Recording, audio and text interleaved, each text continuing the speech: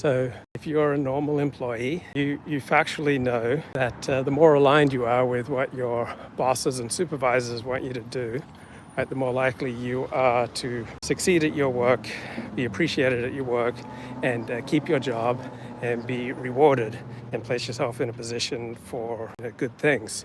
On the other hand, factually, the less you think about your boss or your superiors and what they want, the more likely you are to get out of alignment with them and to run into trouble at work and even possibly lose your job. Right? If you never think about what your spouse wants, you're not going to be married for long. If you never think about what your friends want, you're not going to keep them as friends. If you don't think about what your family members want, right, you're not going to have good relations with family members. So these are like factual beliefs. You believe that in gravity, so you don't step out of a third-story window. These are very different from symbolic beliefs, such as religious beliefs or beliefs in conspiracy theories.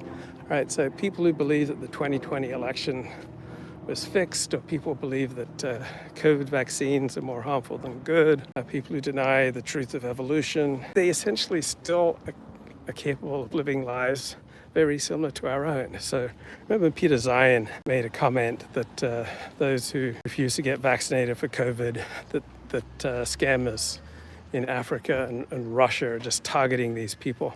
But refusing to get vaccinated is largely a symbolic belief. You're identifying with a group of people who deny what public health and the medical establishment is telling you is true, but I don't think you are then going to be dramatically more likely to be scammed, right? You still hold down a job, you run your own business, you might even be a doctor or a lawyer, an accountant, a dentist, right? You're still in all likelihood a full functioning member of society, even though you hold what I think is a wrong belief.